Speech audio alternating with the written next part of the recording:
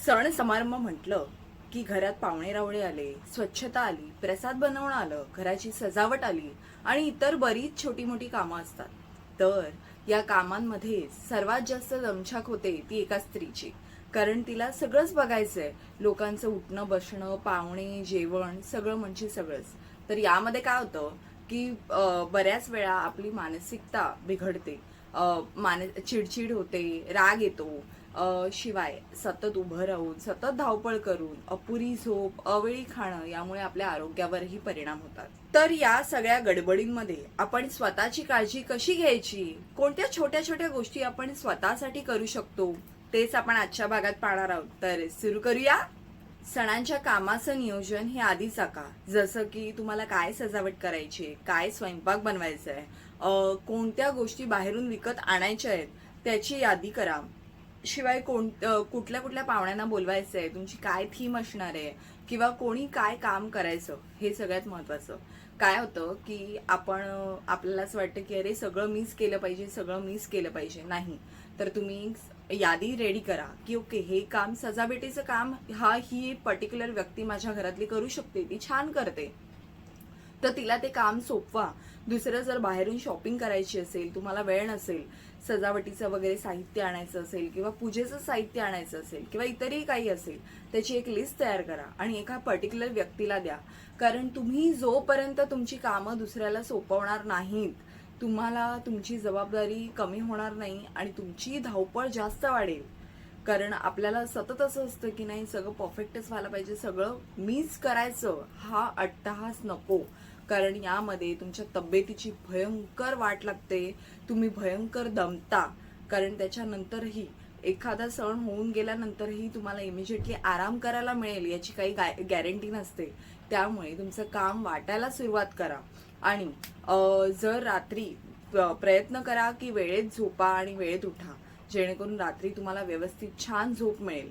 पण जर तुम्हाला नाही तसं करता आलं, कारण बहुतेकदा असं होतं की आपल्याला रात्री लेटपर्यंत जागून ते काम एखादं करावं लागतं, जसं सजावट आली किंवा स्वयंपाकाची जे काही तयारी असेल, तर अशा काही गोष्टी असतील, तर तुम्ही रात्री जर तुमची पुरेशी झोप झाली नसेल तर प्रयत्न करा की थोडा वेळ तरी दिवसा झोपून विश्रांती घ्या, जेणेकरून तुमच्या बॉडीला आराम मिळेल. कारण ते सतत काम करते, तुमचा मेंदू सतत काम करतोय, तुमचे हातपाय, मेंदू सतत काम करतायत, ते खूप दमतात आणि याचे परिणाम लगेच नाही पण थोड्या काळानंतर आपल्याला दिसायला लागतात. जे काम तुम्ही दुसऱ्याला देऊ शकता ते तुम्ही दुसऱ्याला द्या. जसं उदाहरणार्थ, तुम्हाला 100 करंज्या बनवायच्या आहेत आणि तुम्ही सतत दिवसभर 4 तास उभं राहून वगैरे काम करताय, नको. जर तुम्हाला शक्य असेल तर बाहेर एखाद्याला ऑर्डर वगैरे द्या आणि त्या 100 करंज्या बनवून घ्या. त्याचं रिझन असं, आय नो, मी पूर्ण ॲग्री करते की तुमच्या इतकी चव, तुमच्या इतकं छान ती व्यक्ती कदाचित करू शकणार नाही. पण हे ॲक्च्युली दरवेळी आपण नाही, पण कधीतरी आपल्याला असं करावं लागतं. त्याचं रिझन असं की जेव्हा क्वांटिटी जास्त असते, कुठला तरी खूप जास्त पदार्थ तुम्हाला बनवायचे आहेत, तुम्ही तासनतास त्या गॅस समोर उभे राहता, तुमचे पाय दुखतात, तुमचे गुडघे दुखतात, यामुळे तुमच्या आरोग्यावर परिणाम होतात. तर तसं न करता जिथे शक्य आहे तिथे एकदम अगदीच काहीतरी थोडंसंच करायचं आहे तर ते बट ऑब्वियस ते तुम्हीच करा. त्यासाठी मी म्हणणार नाही, पण मोठं काहीतरी करायचं आहे आणि त्यावेळी तुम्ही म्हणाल नाही नाही, ती व्यक्ती माझ्या इतकी छान बनवू शकत नाही, नो डाऊट नाहीच बनवू शकत. आपल्या हाताची चव किंवा आपण घेणारी काळजी एखादी दुसरी व्यक्ती घेत नाही असं आपल्याला नेहमी वाटतं. पण तरी अशा वेळी जेव्हा सण आहे, खूप जास्त कामं आहेत तुमच्याकडे, तेव्हा ती कामं वाटा, ती कामं डिस्ट्रीब्यूट करा, त्या कामावरती पर्याय शोधा. जसं करंजासारखी गोष्ट तुम्हाला कदाचित मार्केटमधून कोणाला ऑर्डर देऊन छान मिळू शकते, तर या सगळ्या गोष्टींचं प्री प्लॅनिंग करा. तर त्यामुळे काय होतं माहितीये, तुमच्यावरचा ताण कमी होतो, तणाव कमी होतो. कारण जर तुम्ही ऑप्शन त्या गोष्टीला काढणार असाल तर ते तुमच्यासाठीच खूप छान आहे, खूप चांगलं आहे. पण जर तेच तुम्ही म्हणालात की नाही नाही, मला हे पण करायचंय, मला हे पण करायचंय, सगळं मीच करणार आहे, नाही, खूप तुमची दमछाक होते, तुमच्या लक्षात येत नाही, तुमचा मानसिक तणावही वाढतो. काही जणांना बाहेर शरीरावर परिणाम दिसत नसतील, म्हणजे कोणाचे हात पाय वगैरे दुखत नसतील, पण आतून, मनातून, मानसिकतेतून तुम्ही खूप दमलेले असता. तर असं करू नका. शिवाय जशी छोटी मोठी कामं, जसं कोणतरी आलंय, पाहुणे आल्यावर कोणाला तरी फराळ द्यायचा आहे, जेवणाची ताटं वाढायची आहेत, तर ही सगळी कामं सुद्धा थोडी थोडी वाटण्याचा प्रयत्न करा तुम्ही. कारण तुम्ही समोरच्याला जोपर्यंत जबाबदारी देणार नाही, तुम्हाला कसं कळणार की समोरची व्यक्ती जबाबदारी घेऊ शकते की नाही. जेव्हा तुम्ही अशी कामं वाटायला लागता ना, तेव्हा काय होतं माहितीये की तुम्हाला त्या सणासाठी तुम्हाला स्वतःला सुद्धा वेळ मिळतो. कारण मी बहुतेक घरात असं बघितलेलं आहे की जेव्हा तुम्ही पूजेला एखाद्या घरी जाता, तुम्ही मस्त छान बसून गप्पा मारत असता, तुमच्या हातात कोणीतरी फराळ वगैरे आणून देतो, तुम्ही एन्जॉय करता, ती पूजा पार करता, म्हणजे पूर्ण करता आणि बसून छान गप्पा मारत असता. पण त्या घरातली स्त्री विशेषतः त्या गप्पांमध्ये सामील होताना दिसत नाही. त्याचं रिझन असं की ती सतत किचनमध्ये तरी असते, कोणाला काही हवंय का बघत असते, कोणाला काही अजून काही लागणार आहे का, या सगळीकडे तिचं लक्ष असतं. आणि त्यामुळे काय होतं माहितीये, तुमचा मेंटल स्ट्रेस वाढतो. कारण एका वेळी तुम्ही खूप ठिकाणी लक्ष देताय, हे झालं का, ते झालं का, ते झालं का.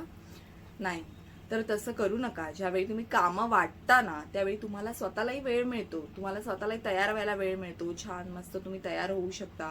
थोडा वेळ गप्पा मारल्याने तुमचा मानसिक तणाव सुद्धा दूर होऊ शकतो. शिवाय त्या सणाचा तुम्ही आनंद घेऊ शकता. कारण नाही तर अरे आता परत पाहुणे येणार, परत मला सगळं करायचंय, असं न होता तुम्हाला थोडंसं रिलॅक्स व्हायला होईल. त्यामुळे कामं वाटायला सुरुवात करा. जितकी कामं तुम्ही दुसऱ्याला देऊ शकता, मी असं म्हणत नाही टू झेड सगळी कामच तुम्ही दुसऱ्याला द्या. कारण काय होतं की तुम्ही सगळी कामं स्वतःवर ओढून घेतली, स्वतः सगळं दिवस सकाळपासून रात्रभरपर्यंत ही सगळी कामं केली, तर तुम्हाला कोणी आदर्श सून किंवा आदर्श मुलगी याचा पुरस्कार देणार नाहीये. आणि तुम्ही जर ही कामं नाही केली तर तो पुरस्कार काढूनही घेणार नाहीये. तर तसं न करता सणावाराला सुद्धा आपली स्वतःची काळजी घ्या. जास्त वेळ उपाशी राहू नका. दूध, फळं, जर तुमचा उपास असेल तर दूध, फळं वगैरे खात राहा. किंवा जर उपास नसेल तर नॉर्मल जे काही वेळच्या वेळी तुम्ही जेवता ते जेवा. त्याचं रिझन असं की तुमच्या तब्येतीवर खूप हेणसाण होते. कारण तुम्ही कधीही काहीही खाता किंवा कधी कधी तर खायला तुम्हाला वेळही मिळत नाही. विशेषतः स्त्रियांना फारसा वेळ मिळत नाही. ज्यांचं लग्न झालेलं आहे, ज्यांना सगळंच करायचं आहे, तर त्यांना अजिबात वेळ मिळत नाही. तर प्रॉब्लेम काय होतो माहितीये की तुमचं अपचन होतं, तुम्हाला ऍसिडिटी होते, पित्त होतं, चिडचिड होते आणि त्यामुळे डोकं वगैरे दुखायला लागतं. आणि परत तो एका दिवसाचा सण, 1 किंवा 2 दिवसाचा जो काही सण वगैरे असेल, तो झाल्यानंतर आपल्याला परत रुटीनची कामं असतात. तर तसं न करता स्वतःची काळजी घ्यायला सुरुवात करा. स्वतःची काळजी घेणं फार गरजेचं आहे. महिलांना आणि मुलींना दोघांनाही सांगेन, म्हणजे जे 25 वर्षाच्या पुढे आहेत त्यांना विशेषतः मी सांगेन की 3 महिन्यातून एकदा किंवा 6 महिन्यातून एकदा स्वतःची थायरॉइड टेस्ट, डायबिटीस टेस्ट किंवा अजूनही अशा ज्या टेस्ट आहेत ज्या करणं गरजेचं आहे, त्या ऍक्च्युली तुम्ही 3 महिन्यातून एकदा किंवा 6 महिन्यातून एकदा करा. त्याचं रिझन असं आपल्यालाच वाटतं अरे मला काहीच झालेलं नाहीये, उगाच टेस्ट करण्यामध्ये पैसे वाया घालवा. तसं नसतं. कधी कधी काय होतं, आपल्याकडून ते सिम्टम्स इग्नोर होतात किंवा आपलं इतकं लक्ष जात नाही त्या सिम्टम्सकडे, किंवा आपण त्या स्वतःच इग्नोर करतो की अरे नाही नाही, हे तर नॉर्मलच आहे, तर काहीतरी छोटंसंच आहे, मला काहीही झालेलं नाहीये. नो डाऊट छानच आहे, उत्तमच आहे जर तुम्हाला काहीही झालेलं नाही. पण तरी एकदा खात्री करायला काय हरकत आहे. त्यामुळे नेहमी 3 महिन्यातून 6 महिन्यातून एकदा स्वतःची डायबिटीस टेस्ट करा, थायरॉइड टेस्ट करा. आता खूप लोकांना असं वाटेल की लहान वयात म्हणजे 25च्या वयात डायबिटीसची टेस्ट करण्याची काय गरज आहे. तर आजकालचं वातावरण खूप बिघडलेलं आहे, आपली लाईफस्टाईल बिघडलेली आहे. तर त्यामुळे आजकाल डायबिटीस लवकर सुद्धा होतो. तर त्यामुळे जितक्या लवकर तुम्ही तुमच्या आजाराचं निदान कराल तितक्या लवकर तुम्हाला त्याच्यावर ट्रीटमेंट घेता येते. तर त्यामुळे 6 महिने 3 महिन्यातून एकदा वगैरे तुमच्या ब्लड टेस्ट करून घ्या, जेणेकरून तुम्हाला कळेल की काही प्रॉब्लेम नाहीये ना. आणि मी नेहमी सांगते असं की तुम्ही स्वतःसाठी वेळ काढा. रोज थोडंसं 20 मिनिटं चालणं, योगा करणं, या सगळ्या गोष्टी करा. कारण त्या आपल्या तब्येतीसाठी, आपल्या आरोग्यासाठी खूप महत्त्वाच्या आहेत. कारण तुम्ही जेव्हा रोज चालता, सगळं तुमची व्यवस्थित शरीरातून थोडा घाम बाहेर जातो, घामाद्वारे तुमची टॉक्सिक जे काही किटाणू वगैरे असतात ते सगळं बाहेर जातं. तर त्यामुळे रोज 20 ते 40 मिनिटं स्वतःला द्या. 40 मिनिटं जर तुमच्याकडे असतील तर 20 मिनिटं योगा करा, 20 मिनिटं चाला, जेणेकरून तुमची बॉडीमध्ये जर काही टॉक्सिक घटक वाढ घेत असतील तर ते तिथेच थांबतील. कारण व्यायामामुळे तुमच्या शरीरावर खूप परिणाम होतो आणि तुमची मानसिक शांतताही होते. व्यवस्थित योग्य आहार घ्या, पोट भरून जेवा, कारण तुम्ही स्वतःची काळजी घेणार आहात तितकीच जास्त तुम्ही दुसऱ्याची काळजी घेऊ शकणार आहात. त्यामुळे तुम्हाला स्वतःला छान आणि मस्त राहणं गरजेचं आहे. अशाच नवीन नवीन आणि माहितीपूर्ण व्हिडिओसाठी आपल्या चॅनलला सबस्क्राईब करा. व्हिडिओ आवडला असेल तर लाईक करा. थँक्यू.